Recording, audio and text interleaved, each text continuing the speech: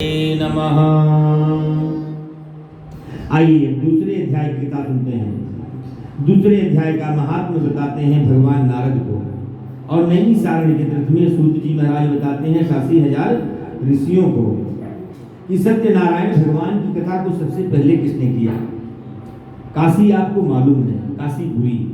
काशी का ऐसा मत है कि काशी का कभी अंत नहीं होगा। काशीपुरी को महादेव त्रिशूल पे धारण करते हैं। काशी अनंत है, जिसका युगों में भी वर्णन आता है। काशी का कभी अंत नहीं होगा। काशी को महादेव त्रिशूल पे धारण करते हैं। काशीपुरी ने बताते हैं कि एक सदानंद नाम के ब्राह्मण रहा करते हैं, जो बहुत गरीब हैं, दिन भर भिक्षा मांगते हैं, फिर भी परिवार का पालन नहीं होता है, बच्चे भूखे रहते हैं। ऐसे ब्राह्मण को भगवान ने देखा तो भगवान को दया गई। भगवान को ब्राह्मण प्रिय है। भगवान विष्णु ने ब्राह्मण का रूप बनाया और उस भिक्षा मांगने वाले ब्राह्मण के पास जाकर के भगवान ने पूछा कि ब्राह्मण देवता, तुम नित्य पृथ्वी पर घूमते हो, इसका मुझे कारण बताओगे, मैं सुनना चाहता हूँ। वह ब्राह्मण बोला कि मैं तो कुटुंब पालने के लिए भिक्षा मांगता हूँ, मैं गरीब हूँ। हे प्रभु, अगर इससे छुटकारे का उपाय आप जानते हैं तो बताएं, जिससे कि मेरी दरिद्रता छूट जाए। तो ब्राह्मण का रूप धारण करने वाले भगवान ने उस भिक्षा मांगने वाले ब्राह्मण को बतलाया कि हे ब्राह्मण देवता, मेरे उपदेश से तुम सत्यनारायण जो विष्णु भगवान है, इनका पूजन करो।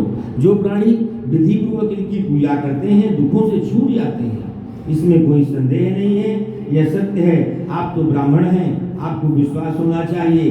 कलयुग से बढ़िया कोई युग नहीं है जिसे भगवान पे विश्वास है। हे ब्राह्मण देवता, भगवान सत्यनारायण की पूजा करो। सारी विधि बताई भगवान ने उस भिक्षा मांगने वाले ब्राह्मण को, और कुछ दूर पर जाकर के भगवान अंतर ध्यान हो गए।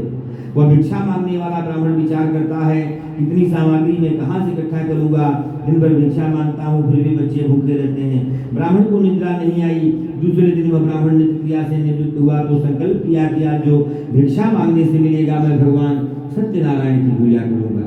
भगवान की माया से उस दिन किसी धनी ने बुला करके उस ब्राह्मण को बहुत सा धन दान किया।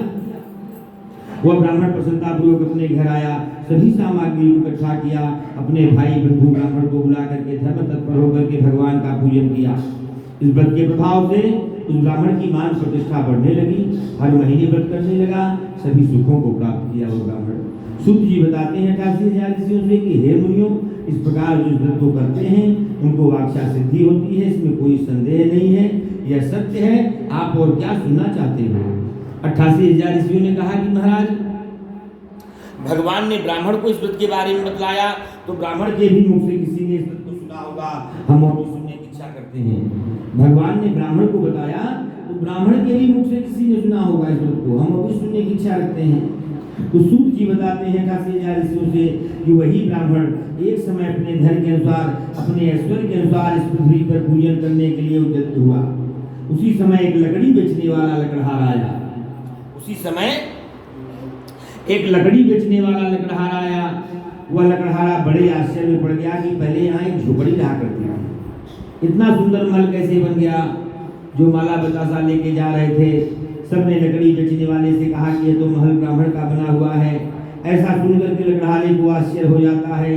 लकड़ियों का बोझा लकड़हारा माथे से फेंक देता है और ब्राह्मण के महल में जाकर के ब्राह्मण को हाथ जोड़ करके प्रणाम करता है कि हे ब्राह्मण देवता, आप किसकी पूजा कर रहे हैं। ब्राह्मण ने कहा कि काष्ठ विक्रेता, मैं भगवान सत्यनारायण की पूजा कर रहा हूँ, जो तू देख रहा है सब इन्हीं की कृपा से तो है। ऐसा सुन करके वह लकड़हारा बहुत प्रसन्न हुआ, प्रसाद खा करके जल पी करके चला लकड़ियाँ बेचने। और रास्ते में लकड़हारे ने ऐसा संकल्प किया कि आज जो लकड़ी बेचने से मिलेगा मैं भी भगवान सत्यनारायण की पूजा करूंगा।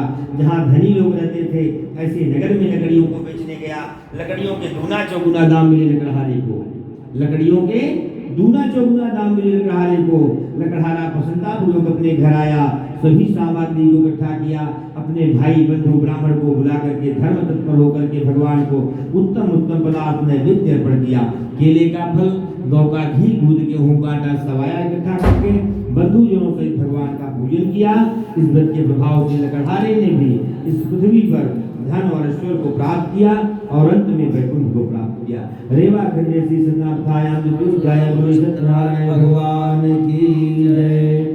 हरे नमः, हरे नमः, हरे नमः, हरये नमः। बस बस